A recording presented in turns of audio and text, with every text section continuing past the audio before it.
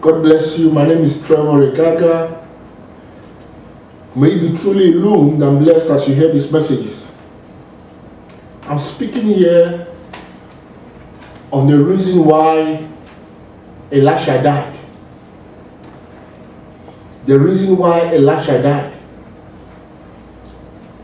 We all know Elisha. He was the prophet who took over Elijah. Many years ago, I was preaching in the church, and I preached on the subject titled, The Translation of Elijah. The people were a bit surprised because they had never heard a message like that before. Praise God. But as we hear things like this, bear in mind that God is bringing to light things that have been hidden from our sight since this world began. The world began when man descended into outer darkness and lost all awareness of his true reality, his true being, his true inheritance is light, his origin in light, his origin in God. But the fulfillment of the prophecies of the Old Testament, these are the days of the unveiling, of the revealing. Nothing that is hidden that shall not be brought to light. So I remember after preaching to that congregation years ago, I showed them how that Elisha was caught up, by a whirlwind. He was taken up by a whirlwind, lifted up from the earth, taken up into heaven, with a chariot of fire, horses of fire, and he was gone. So you can see Elijah was one of those people who never died, like Enoch. Praise God. I showed them how that this is in reality the same thing that happened to Jesus. Jesus was taken up into glory, into a glory cloud at the end of his ministry. And today we know he lives in the glory of the Father. And we know the thing is that the works that Jesus Christ did are the works that we do today. The way Jesus Christ went is the way we will go. The same path he walked is the same path we walk today as saints of God. So we are all called to blaze that path back into glory. God has used many ways to try to communicate this thing to his saints about their true origin. Every man has to know where he came from and where he's going. Jesus Christ says, I know where I came from and I know where I'm going. But he spoke to the scribes and Pharisees, you do not know where you come from, neither do you know where you are going to. You have to know where you come from. You have to know that you came out of God. You have to know that I came out of God. And you must know that I return to God. Hallelujah. So somebody asked me in that congregation. Now it is recorded that Elisha received a double portion of the anointing. But how come Elisha died? I laughed. You know why I laughed? Because I could not answer that kind of question in that kind of setting, in a church setting. There are certain messages I will preach in private. And I tell you, hundreds, thousands hear these messages around the world. We receive emails from places that you least expect. Places that you even think there is no civilization. They write us. And they listen to these messages. All over the world. And these messages are not my messages because I don't exist. You can look at me from outward and think that I exist as a man, but I don't exist. That which exists is him that lives forever, the Christ. So I only bring forth that which is within, out of the anointing. So I give messages like this in private, because before few people who can comprehend, people who can receive it. You know, if I had told them the reason why Elijah died, I'm probably sure they would have kicked me out of the church. Hallelujah.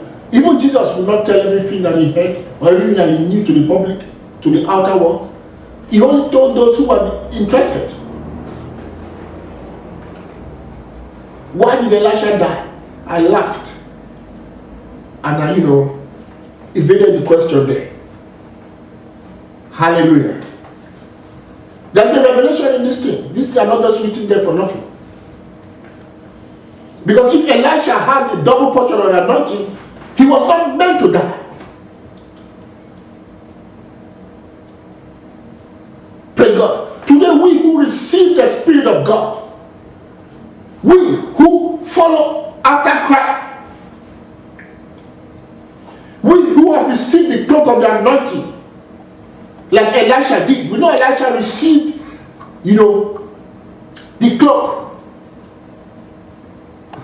of his master Elijah. As Elijah went up, he left the garments, his covering, which is the glory, and Elisha tore his old garment and put on the new garment, which is the glory of God. So Elisha walked in the glory of his master. Today we have received that same cloth, that same cloak, that same covering, which is the glory of God. We are the church. We are the body of Christ. And Jesus Christ says expressly, some of you standing here will not what? Will not taste of what? Death. You will not die. Somebody says, but it's not recorded here. Yeah, there's nowhere written anywhere where somebody live forever. Hallelujah, hallelujah, hallelujah. We're going to understand better as we read on this message what Jesus meant when he says some of you here will not die. He said that you will continue forever and ever. You will continue unmovable forever and ever in the glory of God. Those of you who work in the glory of God. The world passes away, and everything that we see in this world passes away. But he that does the will of God abides forever. And what is the will of God? That you maintain yourself immaculate in Christ. Maintain yourself in truth. And you can never pass away. You can never die. The world, the outer world, the invisible world, there is change, there is movement, there is shakings. But these things cannot come near you who walk in the Spirit, because the Spirit never changes. Hallelujah. If you are out there looking for signs, you will never see a sign. You will never see a sign. Never think that the manifestation of the sons of God are people who will come flying with Superman wings on their backs. Never think that the manifestation of the sons of God comes means that you see people do all kinds of strange things all over the street. The sons of God are present right now. They are awakening and they know who they are. Praise God. And the sons of God are never known by this world. See, if they could never recognize Jesus, how can they possibly recognize the sons of God? It is impossible. It is not impossible. It's totally impossible. There is no way the sons of God are recognized, are acknowledged by the men of this age. It's impossible. So never look at it for signs, since you will never find it. Hallelujah. Praise God. So you see, Kings chapter 2, when Elijah was taken up, like we've said, that is, God was revealing the mystery of our universal gathering in the glory of God. That company of chariots, of the chariot of fire, that company of the fiery horsemen, is in reality the body of Christ. That is the composite body of Christ, the gathering of the innumerable company of saints. We are the ones that carry God in us. We are the carriers of God. We are the chariots of God. Wherever we move, God moves with us. Hallelujah. We are the ones that reveal God. Jesus Christ himself was a chariot of God, revealing God to the world. And I tell you, death cannot consume one of God's own. It is possible. When Elisha was there as a prophet,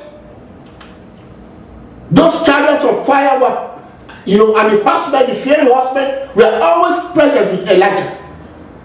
It is the presence of God the Father that is always present with his people, because where two or three are gathered, I am there in their midst. It is a universal gathering in the body of Christ. And God, the fullness of God, dwells in that body. So you see that Elijah was taken up, swallowed up in that presence, in that company. And what Elisha was seeing there was the mystery of the body of Christ. He was seeing the gathering, the eternal gathering of the saints in heavenly places. He saw that thing for a moment. And spiritually speaking, allegorically speaking, now we are speaking here in allegories, because these things are recorded to educate you and I.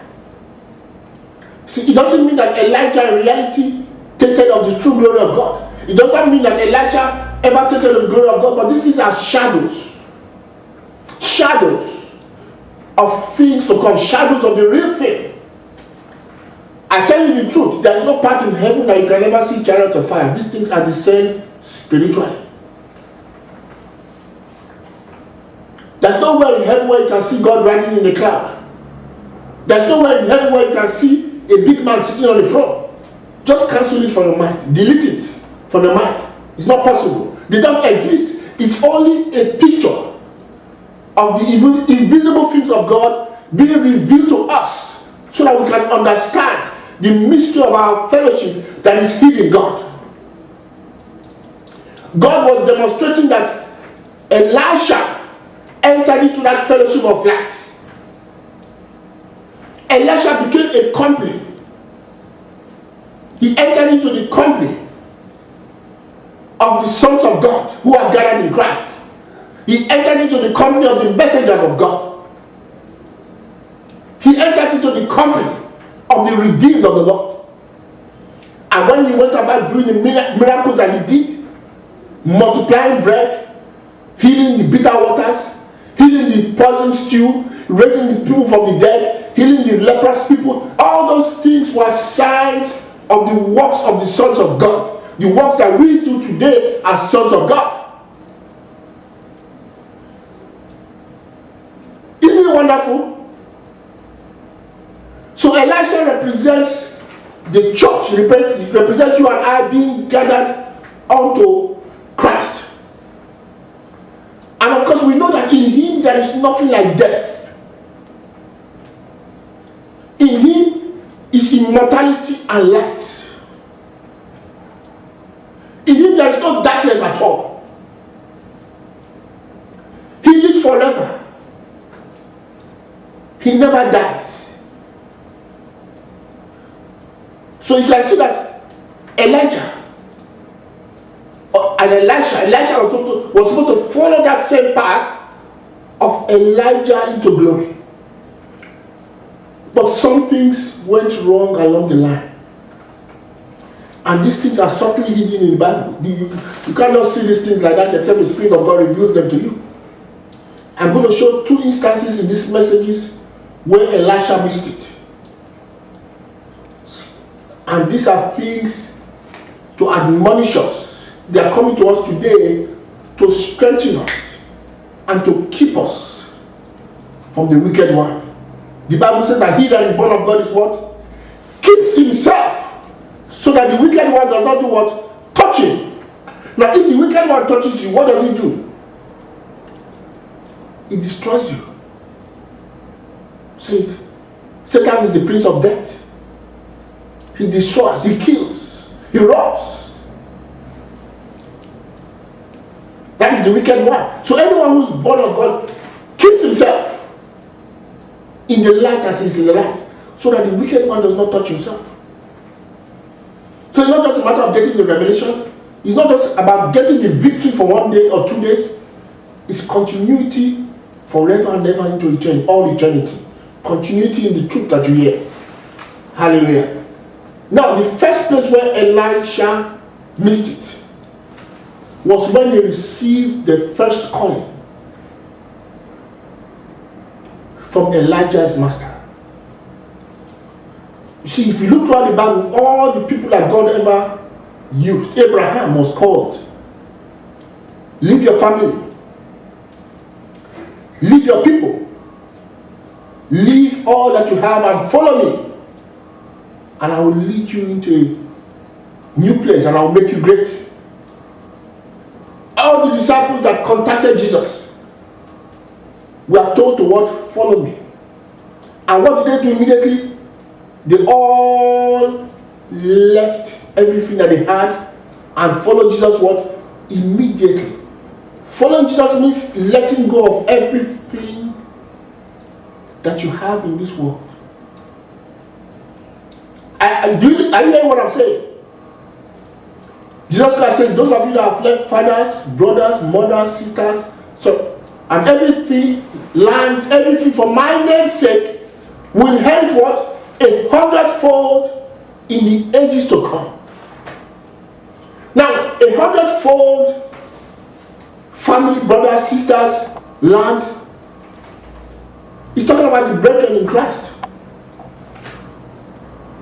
You lose everything that is earthly to inherit that which is true and eternal. Even Jesus Christ, at a point in time, his brothers and sisters came to him to meet him. And the people from the crowd said, look at your brothers and sisters out there. And he turned and looked at them. Who are my brothers and my sisters? Who are my brothers and my sisters? He looked at his disciples. He said, these are my brothers and my sisters and my mothers. Are you listening? Jesus Christ had dissociated himself with the outer. Are you listening? Any man that will walk with the Lord must learn to let go of everything. Somebody asked me, but what of my inheritance? What of my... Let it go. God will give you 100-fold. Let it go. Hallelujah. Let go of everything for the knowledge of Christ. And what happened to Moses? Moses followed the guidance of his spirit in him, and Moses left everything, left his glory in Egypt, left everything that he had in Egypt, because he esteemed higher and greater the things that pertain to God. Abraham left everything. Look at all the men of the old that ever walked with God. They had to leave everything.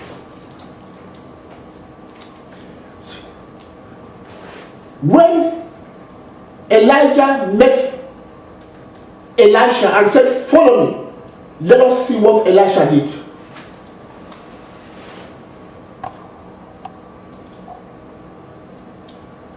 God had already told Elijah to go and anoint Elisha as his successor. The same way God has anointed you and I today to follow Christ and to stand in the place of Christ. Amen. Do you know that we are the light of the world? Do you know that we are the bread of life? See, do you know that we are the temples of God? Do you know we are the glory of God revealed? Hallelujah. We are the saviors of the world. Praise God. That was the position Elisha was to inherit from Elijah. We are God's prophets. We are God's messengers. Hallelujah. We are the ones who stand in the gap between a lost world and God. So God had told Elijah, go and anoint Elisha, he shall succeed you. Praise God. I started from verse 19. So Elijah departed hence and found Elisha the son of Shaphat, who was plowing with 12 yoke of oxen before him, and he was the 12th. And Elisha passed by him and cast his mantle upon him. Praise God. And he left the oxen and ran after Elijah and said, let me, I pray thee, kiss my father and my mother, and then I will follow thee. And he said unto him, go back again, for what have I done to thee? And he returned back from him and took a yoke of oxen and slew them and boiled their flesh with the instruments of the oxen and gave unto the people, and they did eat. Then he arose and went after Elijah and ministered unto him. There's a revelation here. Elisha already began to miss it here. Elisha received the call, and what did he do? He told Elijah, please hold on, let me go and kiss my parents, my father, my mother, goodbye, and let me go and meet my people. See, he made a mistake there. Praise God. He was supposed to follow Elijah right away. Hallelujah. Immediately, the same way the disciples followed Jesus. Remember the disciples? Some of them had their fish, they were fishing. The moment they heard that voice, follow me, what did they do? They left their nets. They left what? Everything. On the spot. And what did they do? They followed Christ. Are we ready to leave all for the glory of God? Are we ready to leave all for the gospel? Are we ready to leave up and detach ourselves from our emotional attachments to family members, to friends, to things in the outer world, and to begin to walk in the light? Praise God. Are we ready? Look what Jesus Christ says. Jesus Christ had met this man, who in Luke chapter 9, see it. He had met these two different men. The first one comes to Jesus and he says, Jesus, I want to follow you. And Jesus Christ says, follow me. And what happens? This man says to Jesus, please, Jesus, let me read it for you. Luke chapter 9, verse 59. And he said unto another, follow me. This is Jesus telling him, follow me. This is the same voice you are hearing today, saying, follow me, the Christ. Follow me, the light of the world. Follow me, the Spirit. Say it. Follow me in the regeneration. Say it. Follow me like the 144,000 that followed the Lamb wherever it goes. Follow me. Look at what the person says to Jesus. He said, Lord, suffer me first to go and bury my what? My father. Jesus said unto him, let the what? The dead bury their dead. But go down and do what? Preach the what? The kingdom of God. And this is another person now, a second person that wanted to follow Jesus. And another said unto Jesus, I'm reading now Luke chapter 9 verse 61. Another said, Lord, I will follow thee, but let me first go bid them farewell, which are at home at my home. And Jesus said unto them, no man having put his hand in the plough and looking back is what? Is fit for the what? The kingdom of God. You see, when you read this thing, you begin to wonder whether Jesus Christ read the story of Elisha. This food for thought for you. See, you see, when you look at the response of Jesus, at times they look rude. Doesn't it look rude? It looks immoral to just work out on your family, to work out on your source of livelihood, to just let go of everything and follow the Lord. It looks immoral, it looks teaching rebellion. You see, but when you have a revelation of the truth, you will know that everything is in outer darkness in this world. The world is what? Dead. Hear it? Dead. Dead. Let the dead do what? Bury the dead. All those things that you put so much emphasis on as men, they do not count in God's kingdom. Let the dead bury the dead. You have to do with the living. You who hear this call, begin to walk in the light of the living, not in the realm of the what? Of the dead.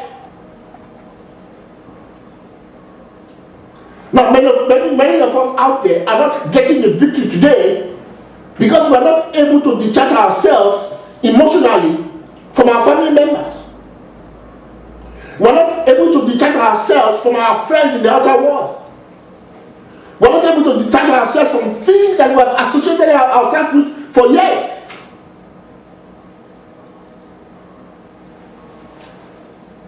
You see, but the days are coming when you, and it's right now, when you begin to walk in the light of the living. See, like I've always said, the best thing you can ever do for your friends or for your family members is to stand in the light as he is in the light. When you stand in the light and they see the light, they are attracted into that light and they do what? They are saved by the light there. But when you go and begin to have fellowship with darkness, when you continue in the things of this world, what happens is that they obscure your vision of God's kingdom. What fellowship has what? Has light got to do with darkness? What fellowship has the temple of God with what? With the temple of what? Of idols. If any man does not follow Christ in the regeneration, he's in darkness. He's a temple of idols. He's in outer darkness. He's dead. Praise God. Don't be afraid. See, there's nothing like a brother and sister in the flesh. All those things are just imagination. There's nothing like a friend in the flesh. Forget it. You go back and look at the graves. Those historical graves, the graves of the pharaohs and the graves. Didn't they have brothers and sisters? Where are they today? Are they still brothers and sisters? Those things are dissolved and gone forever. Those things were only in their imagination. And it's only in your imagination when you think you have relationship after the flesh. Enter into the light and you will know that you have a whole family in the light. Hallelujah. Your family, your friends, your brothers, your sisters, they are all in that glory cloud. They are all in that company of fiery horses, the chariot of God. They are all in that company. That is your new brother, that is your father, your sister, throughout all eternity. Dissociate yourself with fellowship with darkness. Because when you are yoked with unbelievers, they simply affect you. Don't have communion with them. Of course, it does not mean that you just pack your load. You see, when you hear messages like this, these are spiritual things that are spiritually designed. It doesn't mean you pack your load and you say you are leaving after you hear the message. See it. Now it doesn't mean that you become nasty to people. You don't greet them, you don't respect, you don't love them. But rather you begin to set your priorities aright. See, you begin to let go of the light of the lie and begin to see things from God's perspective. Don't let anything obscure your vision of God's kingdom.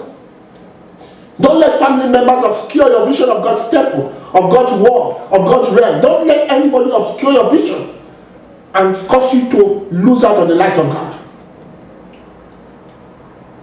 Praise God. When you walk and fellowship in darkness, what it simply does is that it obscures you. You become like them. See, you are conformed to the images of their idols. You begin to quarrel like them. You begin to be bitter like them. You begin to be jealous like them. You begin to have hate and unforgiveness among them. You begin to be offended like them. See, but you're no longer a human when you become a son of God. So this is where Elisha first missed it. See it? He looked back. He went back to communion with the dead. See, and we who hear the call today, we have to move on. God is able to sustain you. God is able to make you rich according to the riches of his glory. Hallelujah. God is able to honor you. Hallelujah. Because at the end of the day, every man will see the work you walked in. Every man will know what you stand for. You remember Joseph in the Bible had to be separated from his brethren. In fact, it's written to him that he's separated from his brethren. At the end of the day, they all understood the purpose why he was separated from them. Because he became their life giver. He imparted life into his people. When they were ravaged with famine, they had to look unto the one that was separated from them to do what? To live. See, come out from them and be ye separate, says the Lord. Don't be yoked with unbelievers. See, henceforth I know no man after the flesh, but rather after the spirit. So this is the first secret. We have to learn to walk in the spirit. We have to let go of these emotional things that we have in this world. Let go. You do not owe anybody anything. Neither does anybody owe you. You just go your way in the light. Hallelujah. And you will be a blessing to them in due season. Isn't it wonderful? So we are seeing the first thing that Elisha did to miss it. Right there, he had already missed it. He was not, like Jesus Christ said, he was not worthy of God's kingdom. He was not worthy of God's glory. Hallelujah. So we should never look back to the things of the earth, rather begin to have our minds focused in the heavenlies, in the things that pertain to Christ. This is wonderful. Another area when Elisha missed it, immediately after he came back from beyond the Jordan, because we see in 2 Kings chapter 2 that Elisha had followed Elijah across the Jordan, when he saw this great spectacle, which we have defined as the mysterious fellowship in light in God's kingdom. He saw this fellowship. He saw the mystery of it all, and he received of that anointing. He was initiated into that fellowship. And when he came back to the other side, the prophets who are in their 50s, the Bible says that they recognized that Elisha had the anointing, and they did what? They bowed at his feet and they worshipped him. They worshipped him at his feet. That truly the anointing of Elijah, the great man of God, rests on him. How many of us know that people have to see the anointing in you? People have to see the anointing of the Christ in you. People have to see the glory of the Christ in you. They have to see the light of God in you. The light of God in you cannot be what? Hidden in vessels of clay. See it? You cannot hide a candle under the bushel. But something happened.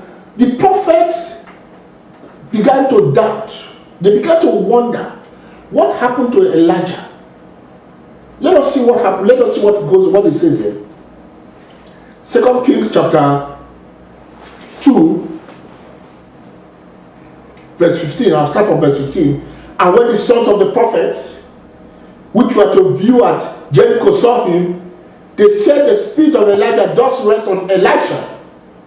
And they came to meet him and bowed themselves to the ground before him. Praise God. And they said unto him, behold, now there be with thy servants 50 strong men. Let them go, we pray thee, and seek thy master, lest peradventure the Spirit of the Lord has taken him up and cast him upon some mountain or into some valley. And he said, you shall not send. And when they urged him till he was ashamed, he said, send. They sent therefore 50 men, and they sought 3 days, but found him not. And when they came again to him, for he had tarried at Jericho, he said unto them, did I not say unto you, go not? Elisha missed it here. You know what that means? These people here doubted that God had taken away Elijah, the prophet of God.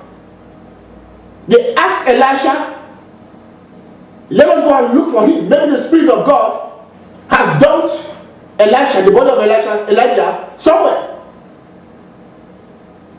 And Elisha initially told them not to go, that they will not find the body.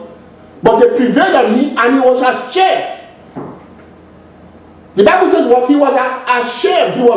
He told them to go after all, to go and search out. Now, if Elisha had sent the disciples or the other prophets, the 50s, we talk of Pentecostal, these are the religious prophets, men who call themselves men of God, but they're just men. They doubted. They doubted what Elijah had seen on the other side. Sorry, Elisha.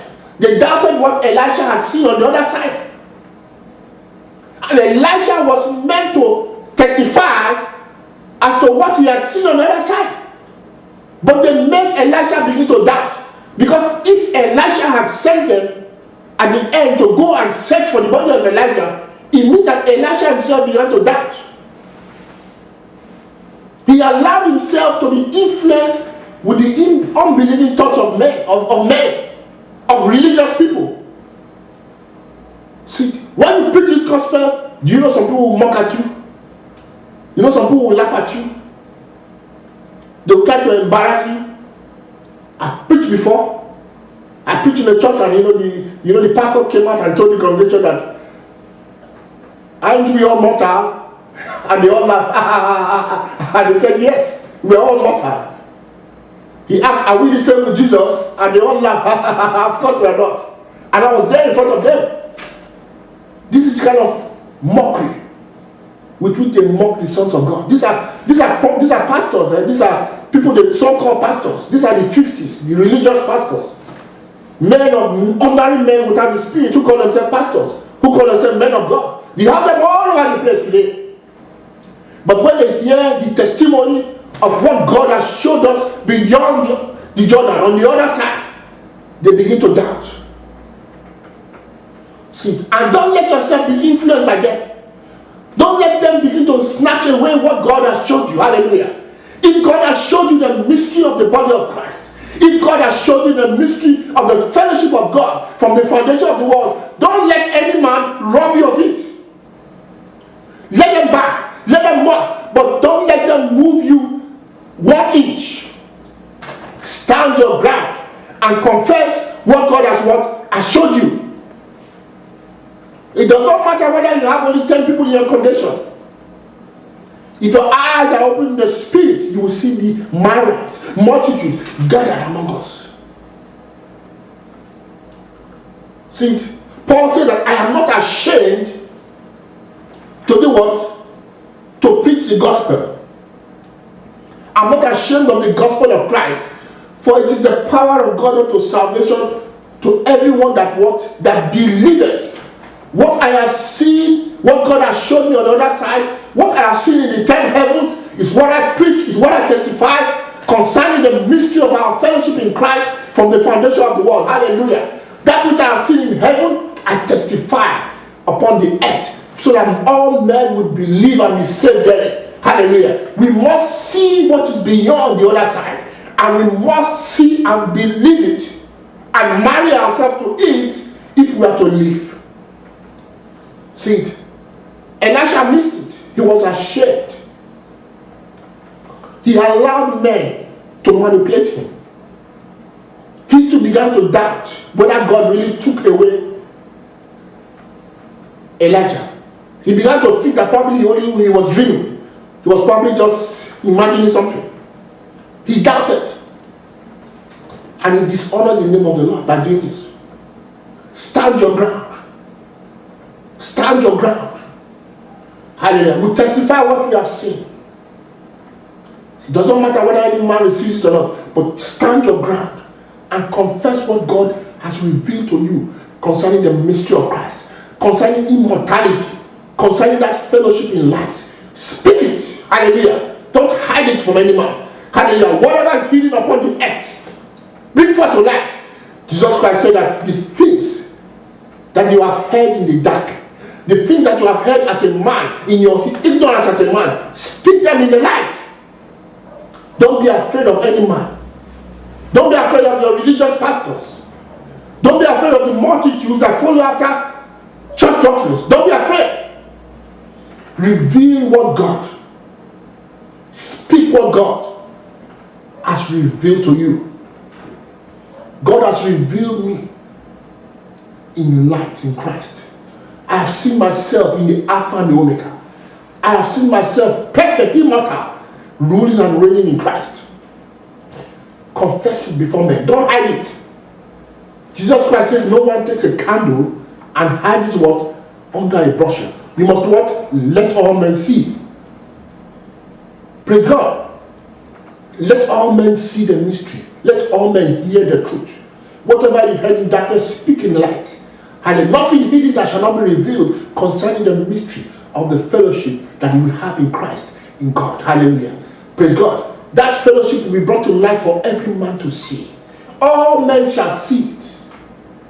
Hallelujah. All men shall behold. Behold the comet, and all men shall see it. Hallelujah. Confess the Christ in you. Speak it. Hallelujah. Don't be ashamed. Hallelujah. Day and night confess it before men. And don't let them, choke you. Don't let them make you ashamed. Don't let them, discourage you. Don't become weary. Even if it means you are alone, speak it. Those who will listen. God will send them to you at the appointed time, and they will listen. God is the master planner. Hallelujah. So this is where Elisha missed it. That was the end. From there he started dying. See, the psalmist says that I have not hid thy righteousness within my heart. I have declared thy faithfulness and thy salvation. I have not concealed thy loving kindness and thy truth from the great congregation. Are you listening? Don't hide what God has showed you. Speak it to your family members. Speak it to people out there. Reveal the truth about your existence. Reveal the mystery of the Christ before the nations. Hallelujah. You'll be blessed as you do this. Hallelujah. Otherwise, the darkness will envelope you. See it. When you do not bring to the forefront that which is within, the darkness will envelope you. Praise God. Hallelujah. So we come to the place where Elisha fell sick. 2 Kings chapter 13 verse 14. Now Elisha was falling sick of his sickness whereof he died. And Joash the king of Israel came down unto him and wept before his face and said, O my father, the chariot of Israel and the horsemen thereof. And Elisha said unto him, take a bow and arrow. And he took unto him bows and arrows. And he said to the king of Israel, put thy hands on the... Now let's stop there. Now, when the king came to Elisha and was weeping, he saw this great man of God who walked in the double portion of the anointing of his master Elijah. He saw this great man of God sick. Now here is a man who had healed many. He had healed leprous people. He had healed, raised the dead up. He had done many great works. But here was death feeding on him. See, when the king saw him by the Spirit, let me tell you the truth, the king did not know what he was saying. By the Spirit, the king says, my father, the chariot of Israel and the horsemen thereof. He was saying, how hast thou fallen, O mighty one, mighty Son of God, you who stand among the congregation of God, you who stand in lights, how have you fallen? How does corruption feed on you? How have you been reduced down to the grave? You see, Elisha had forgotten himself. You see, when you die, you forget yourself. You know that? When you die, you lose awareness of your incorruptible body. When you die, you lose your awareness of your fellowship in lights. Had it been Elisha was consciously aware of the chariots, and the Father, and the chariots that he was a part of, he would not have died. Because that represents a body of pure light, immortal, incorruptible. See, where the church is, there is nothing like death. That is the church, that is the gathering, celestial gathering of the body of Christ. What there is that gathering, there is nothing like death. But Elisha, due to his walking, communion with the world, communion with the flesh, ashamed of the gospel, not declaring what the Lord has shown him, on all these things gradually caused him to lose awareness of the reality of the light of the world that he is. Walk in the light while you have the light, so that you can become what? Sons of light. These are the words of Jesus. Walk what? In the light when you have the light, so that you can become sons of light, so that you can become stars of God. You see the stars, they twinkle day and night. For years, they are immovable. That is you and I. When we walk in the light, see, have no fellowship with darkness. Confess Christ. Walk in the light. Confess the mystery of Christ within you. Walk in the reality of it continuously. Don't let go. See, Father, Father, hallelujah, the chariots of Israel and the horsemen thereof. Elisha lost his place in lights. He lost his place in that fellowship. See, because he was not vigilant enough. He did not allow, see, himself, keep himself in the light of God. See, brethren, we have heard many things over the years. We've heard revelations from God. See, should we continue to walk as men? Should we continue to fellowship with darkness? Shouldn't you walk in the light that you are? Shouldn't you walk in the revelation of Christ, the revelation that has come to you in this hour? Shouldn't you walk in the revelation of the thing that the Lord has revealed to us on the other side, in the spirit realm?